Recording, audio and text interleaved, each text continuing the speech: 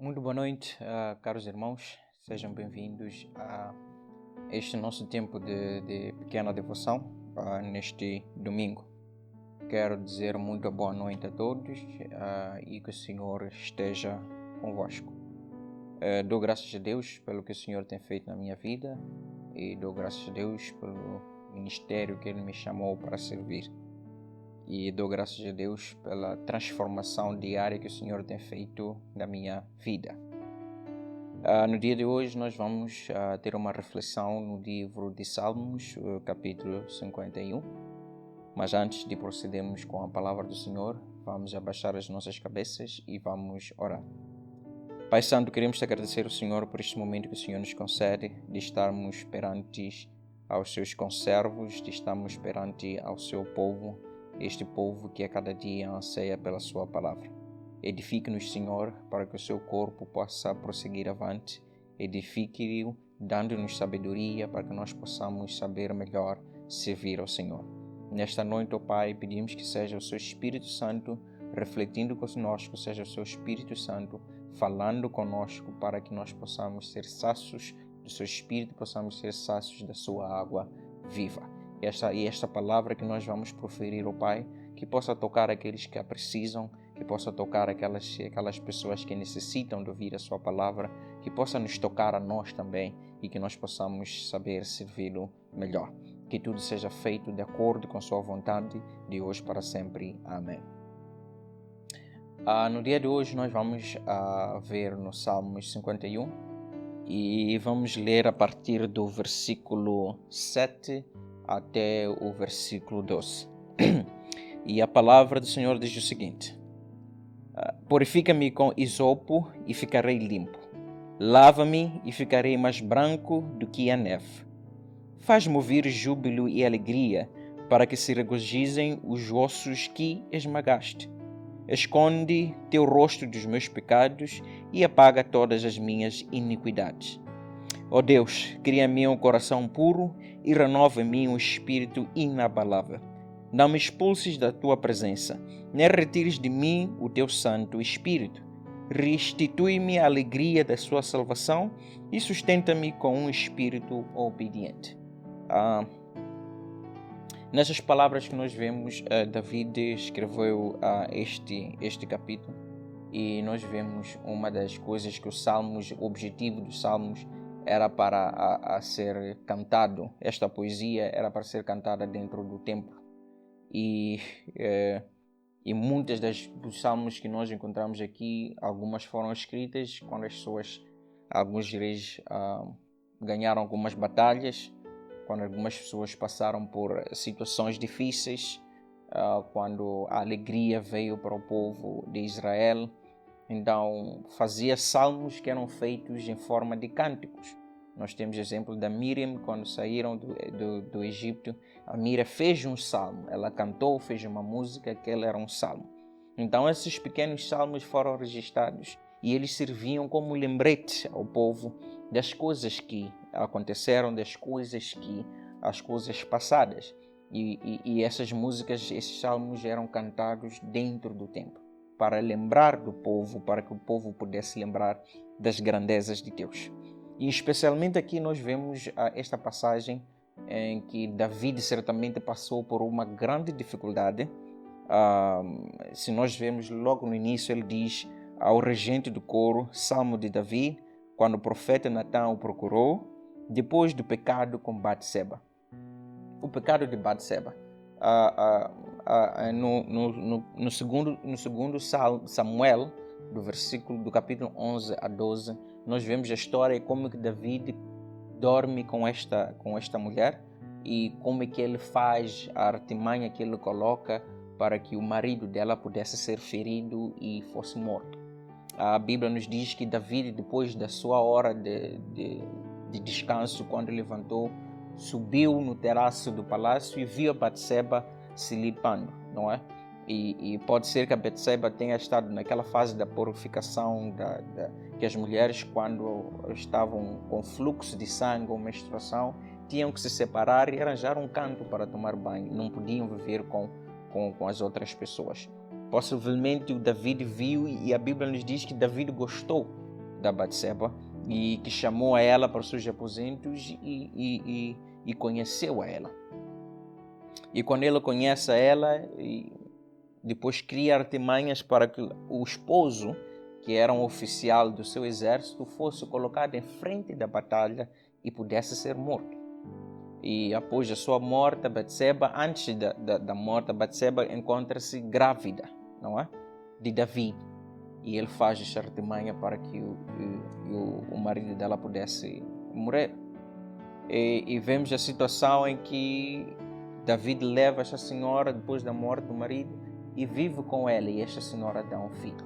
E o profeta Natan aproximou-se e falou com Davi e deu um exemplo de um homem rico que tinha muitas ovelhas, tinha gado, era rico, e de um homem pobre que só tinha uma cordeira, não é? E este pobre cuidava da cordeira como fosse o seu filho. E chegou lá um visitante, alguém que vinha visitar a cidade, e este rico tomou a ovelha deste pobre, não é? Ele tomou a ovelha deste pobre e deu a este visitante, não é? Preparou um jantar com o cordeiro deste homem pobre, enquanto o rico tinha muito. E Natan perguntou a Davi, quem é que fez mal? Davi, tão nervoso, disse que não. O homem mais rico é que fez mal a outra pessoa. E Natan disse que este homem és tu. E nós vimos que a história diz que a criança nascida de Batseba, ela acabou falecendo. Deus feriu esta criança por causa do pecado que Davi fez. E nós vemos que Davi, se vamos ler, Davi ficou muito tempo a se consolar quando a criança ainda estava doente. Ficou a se consolar, ficou em jejum, pedindo para que esta criança não pudesse ser morta, não é? E ficou tão triste que as outras pessoas foram se afastando dele, não é? E de repente a criança morre. E as pessoas que estavam ao lado de Davi tiveram medo de dizer a Davi, porque se ele já estava triste por causa da criança, imagina se ele recebesse a notícia de que a criança já tinha passado, que tinha morrido. Davi podia fazer uma coisa, não é? Que as pessoas não podiam imaginar. Podia se entristecer mais. E eles conchichavam, não querendo dizer a Davi, e Davi percebeu e ouviu nos conchichos que a criança tinha morrido. O que Davi fez? Davi se levantou, tomou banho, se vestiu de roupa e mandou os seus servos para o servir. Não é? Ele levantou, tomou a posição e comeu. E quando as pessoas perguntaram a ele, como é possível tu estás levantado, estares aqui enquanto a criança morreu? Ele diz que não. A criança nunca vai ter comigo. Eu é que vou ter com a criança jamais vai ter comigo. E ele escreve estes salmos para recordar o povo que Deus sim perdoa as nossas transgressões. Aqui vemos que Davi foi sincero quando falou ao Senhor. Ele não queria justificar o erro que ele cometeu. Ele não queria justificar o Senhor, dizendo que está bem, aconteceu isso, mas é por causa disso. Não. Davi se prostrou diante do Senhor. Davi abriu o seu coração diante do Senhor e disse ao Senhor que a sua graça não possa se apartar de mim. Reconheço sim que eu pequei contra o Senhor. Reconheço sim que mereço ser punido pela coisa que me aconteceu. Mas não deixe que a sua graça se debarte de mim. E no versículo 7 ele diz, purifica-me como com isopo. Limpa-me, Senhor, para esta transgressão que eu fiz, não é? Oh Deus, cria em mim um coração puro e renova em mim um espírito inabalável. E Davi estava tão triste pela situação, estava tão triste pela criança que tinha passado, estava tão triste pela criança que estava doente e morreu. E ele pediu ao Senhor que continuasse a lhe dar força, que continuasse a dar um espírito inabalável. Davi não foi querendo se justificar ao Senhor. Davi apenas se prostrou ao Senhor e disse o que ia ao coração. Davi tomou responsabilidade do seu pecado. Ele se prostrou ao Senhor e assumiu o seu pecado. Nós temos de vez em quando problemas de assumir o nosso pecado com o Senhor. Mas aqui nós vemos que até Davi fez um poema, não é? E deu este poema este poema foi levado, foi colocado neste livro. E está lá bem escrito, em letras, não é? Salmo de Davi, quando o profeta Natan procurou, depois do pecado com Batseba. E pôs lá publicamente para que todos pudessem ver o pecado que ele próprio cometeu. Ele assumiu a sua responsabilidade. Davi reconheceu a Deus como o ofendido. Deus é que foi ofendido nesta situação. Se nós vemos no 2 Samuel, capítulo 12, versículo 9, a palavra do Senhor diz o seguinte: porque desprezaste a palavra do Senhor. Por que desprezaste a palavra do Senhor? Fazendo mal aos seus olhos. Nós sabemos que Davi, Urias morreu. Nós podemos apontar como Urias a pessoa que sofreu pelo pecado de Davi. Mas aqui Davi nos diz que quando nós pecamos, mesmo que nós possamos ferir o nosso irmão, mesmo que nós possamos falar coisas mais às outras pessoas, mesmo que nós possamos tratar mal as pessoas, nós estamos a ofender ao Senhor, porque nós fomos feitos à imagem de Deus. Então aqui a palavra confessar os nossos pecados é essencial quando nós passamos por situações que ofendem a Deus. Quando nós nos prostramos perante o Senhor, quando nós levamos nosso coração, abrimos e pedimos para o Senhor possa nos purificar. A sua graça nos é suficiente. Nós sabemos que fomos injustos para com Ele, fomos injustos para com as outras pessoas e nós devemos nos prostrar diante do Senhor pedindo o perdão. Não me expulses da sua presença, nem retires de mim o teu Santo Espírito. Restitui-me a alegria da tua salvação e sustenta-me com um espírito obediente. Que nós possamos ser obedientes ao Senhor, que nós possamos lembrar das nossas transgressões e não fugir da nossa responsabilidade, pois nós pecamos contra o Senhor. E o que o Senhor quer é que nós possamos abrir e estar perante a Ele. E aqui Davi nos diz a história que depois da situação, depois da criança, ele receber um não. Eu não vou curar o seu filho. Não é? Muitos de nós temos esse problema quando o Senhor nos diz não. Nós queremos nos contradizer ao Senhor. Queremos forçar, como dizem, forçar a barra. Queremos continuar, porque o Senhor disse não, não é possível. O Senhor tem que dizer sim. Olha, irmão, o Senhor de vez em quando também nos responde com um não. Não somente sim, mas também com um não. E mesmo que o Senhor nos responda com não, mesmo que nós estivermos tristes e a situação sai do nosso controle e nós não conseguimos controlar e não conseguimos alcançar aquele que é o nosso desejo de ter a pessoa ainda conosco, de ter a pessoa ainda ao nosso lado, de termos ainda o nosso emprego ou de termos ainda o nosso parceiro ou a nossa parceira e essas pessoas são tiradas de nós ou essas oportunidades nos são tiradas.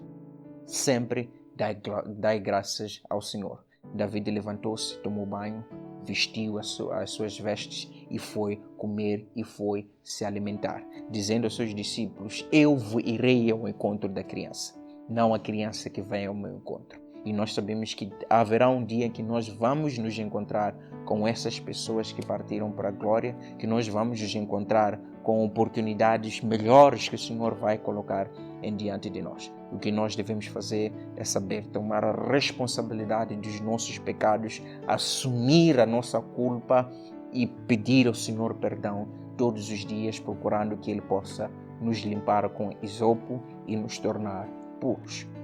Esta foi a nossa pequena reflexão no dia de hoje. Vamos nos prostrar e vamos orar ao Senhor.